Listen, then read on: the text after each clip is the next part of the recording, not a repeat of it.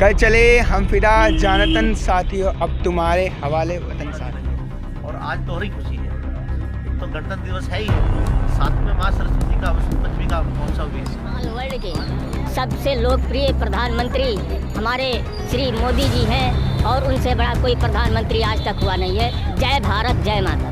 आज जब चाहे देश की सीमाएं हो, चाहे देश की आंतरिक सुरक्षा है, चाहे देश में विकास की बात हो, चाहे हाईवेज की बात हो, चाहे कानून व्यवस्था की बात हो, चारों तरफ उत्तर प्रदेश और हिंदुस्तान में विकास। जी हाँ, इस समय मैं मौजूद हूँ लोनी में और मेरे साथ अभी मौजूद है क्षेत्रीय जनता और साथ ही यहाँ पे अभी मेरे साथ मौजूद है ओबीसी मोर्चा के अध्यक्ष बीजेपी से और बीजेपी जिला महामंत्री और मंडल अध्यक्ष।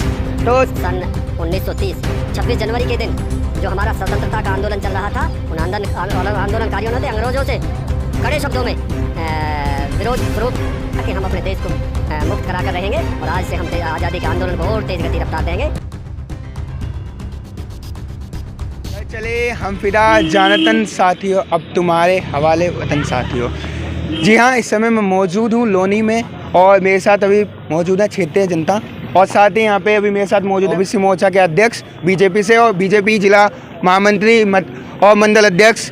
तो सीधा मैं बातचीत करूँगा लोगों से, क्योंकि यहाँ पे क्षेत्रवासियों ने एक आयोजन किया 2001 का और साथ ही सब में एक भावना दिखाई दे रही है देश प्रेम की। जिस तरीके से अभी भारत सरकार के द्वारा आज़ादी का अमृत महोत्सव भी चल रहा है, उसी बीच 74वां गणतंत्र दिवस हम सभी यहाँ मना रहे हैं और यहाँ पे क्षेत्रवासी हैं और बीजेपी के कुछ कार्यकर्ता हैं। मैं सीधे पहले बातचीत करूँगा। जी सर नमस्कार, कैसे हैं? नमस्ते। कैसे सर? बहुत अच्छे हैं। तो आज गणतंत्र दिवस के मौके पे क्या कहना चाहेंगे सर? आपको गणतंत्र दिवस की बहुत बहुत शुभकामनाएं। आज 74वां गणतंत्र दिवस हम मना रहे हैं और आज का पावन दिन पर आज माँ सरस्वती की पूजा, वसंत पंचमी का भी पर्व है। इस महापर्व की भी आपको शुभकामनाएं। तो दो आज पर्व हैं। बहुत हर्ष और उल्लास के साथ पूरे देशवासी आज गणतंत्र दिवस को मना रहे हैं। गणतंत्र दिवस हमारी आन बान शान तिरंगा जो लहरा रहा है, ये अपने आप में एक संदेश है कि ये आज़ादी का द्योतक है कि हम हिंदुस्तान दुनिया का सबसे बड़ा लोकतंत्र है। यह लोकतंत्र का पर्व है और इसकी लोकप्रियता है कि हम इतने बड़े लोकतंत्र में हम निवास करते हैं और ये हमारे पूर्वजों की बड़ी शहादतों के बाद हमको ये नसीब हुआ है। तो हम इसको बहुत हर्षोल्लास से मनाते हैं। आज भी देश में बड़ा इस हर्षोल्लास है, बहुत सुंदर। और आज का दिन वसंत पंचमी चूँकि आज है, तो सनातनियों का महापर्व है।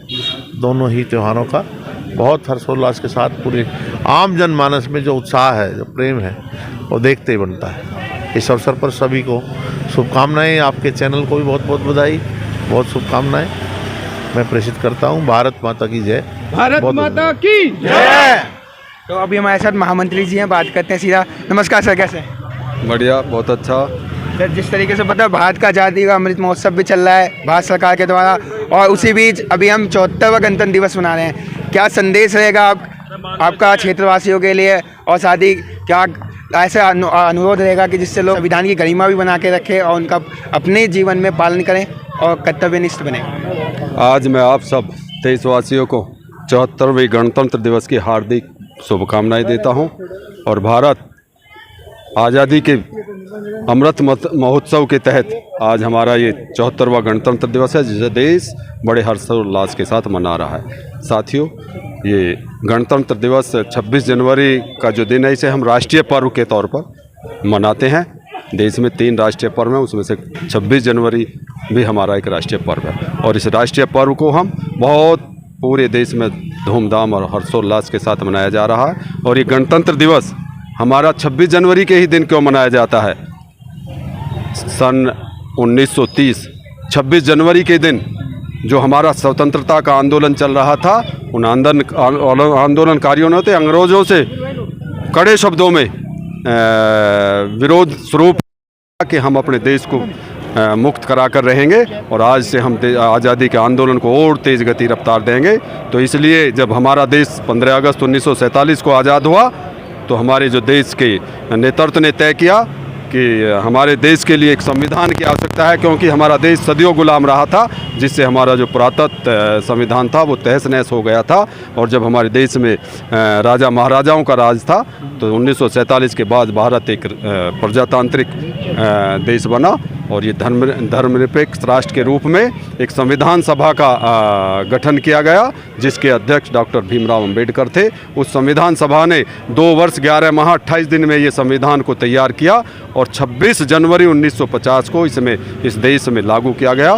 तभी से हम 26 जनवरी के दिन को राष्ट्रीय पर्व के रूप में, गणतंत्र दिवस के रूप में मनाते हैं। तो इस अवसर पर मैं आप सभी देशवासियों को इस गणतंत्र दिवस की हार्दिक बधाई और शुभकामनाएं देता हूं और सबसे निवेदन करता हूं कि सब अपने कर्तव्य का पालन करते हुए, राष्ट्र हित को सर्वोपरि मानते हुए, इस संविधान का पालन करते हुए हम अपने सभी अपने कार्य करें और देश के प्रति अपने हम जो भी हमारा कर्तव्य है उसको हम पूर्ण निष्ठा के साथ करते रहें। इन्हीं शुभकामनाओं के साथ मैं अपनी वाणी को विराम देता हूँ। जय हिंद, जय भारत। क्या बात है।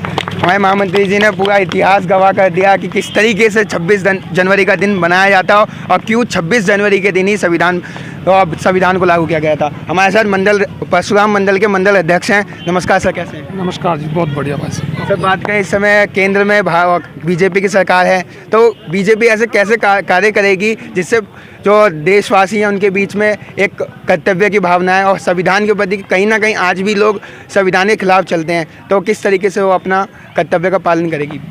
भाजपा के लिए तो ये आप देख ही रहे हैं, मोदी जी की सरकार है और मोदी जी देश के लिए तो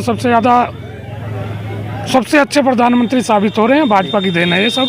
और आप सभी को गणतंत्र दिवस की बहुत बहुत बधाई और शुभकामनाएं, बहुत बहुत। तो मैं आपसे एक सवाल ये रहेगा कि अभी सभासद की तैयारी कर रहे हैं लोग, यहाँ से सभासद के चुनाव होने वाले हैं लोनी में, तो क्या लगता है कि ऐसे कौन से सभासद की जो आएंगे प्रत्याशी के रूप में, और अगर वो आते हैं तो जनता की समस्याओं का निवारण होगा नहीं होगा? क्योंकि इससे पहले हमने जनता के बीच भी जाके बात की तो एक सवाल निकल गया कि कार्यकर्ता आते तो हैं पर निवारण नहीं होता। सुनो, पहली बात तो आज ये राजनीतिक वो नहीं है, गणतंत्र दिवस का कार्यक्रम है, पर्व मना रहे हैं हम। और संगठन जो भी निर्णय करेगा, जो भी प्रत्याशी लाएगा, संगठन बढ़िया लेके आएगा, सब बढ़िया होगा। हाँ, बिल्कुल बिल्कुल बढ़िया होगा। अब की बार बहुत बढ़िया आएंगे।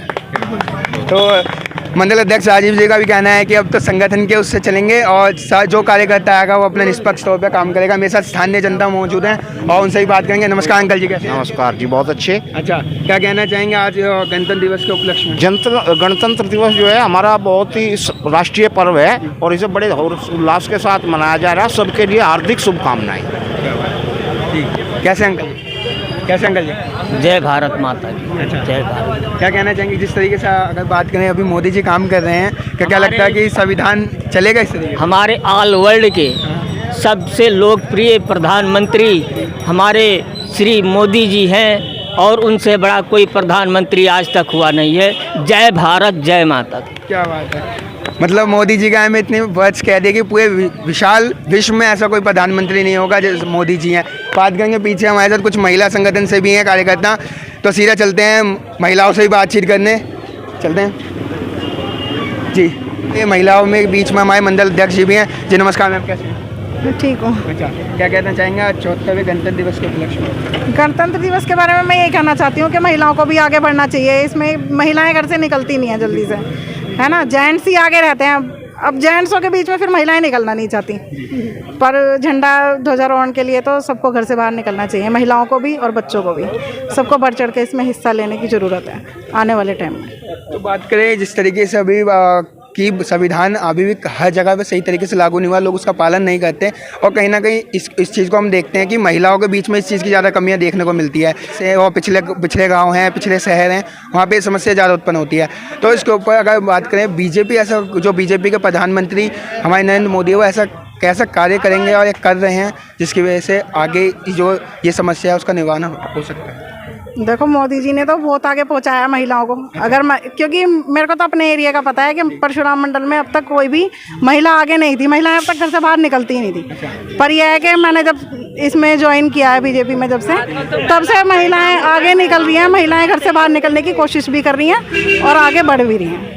मतलब बीजेपी के राज में महिलाएं आगे आ रही हैं? हाँ, महिलाएं आगे आ रही हैं। बात करें जिस तरीके से योगी सरकार कहती है कि हमारे राज्य में महिलाएं सुरक्षित है, तो क्या लगता है महिलाएं सुरक्षित हैं? महिलाएं पहले से ज़्यादा सुरक्षित हैं। रात को 12 बजे भी घर से बाहर निकलने के लिए तैयार है आज की डेट में। जब से योगी जी आए हैं, जब से महिलाएं पहले से ज़्यादा सुरक्षित हैं।